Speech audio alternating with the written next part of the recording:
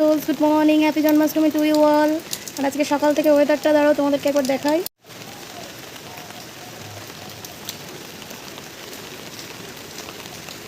জন্মাষ্টমীর perfect weather, টিপটিপ বৃষ্টি পড়ছে, আকাশ কালো মেঘে ঢাকা।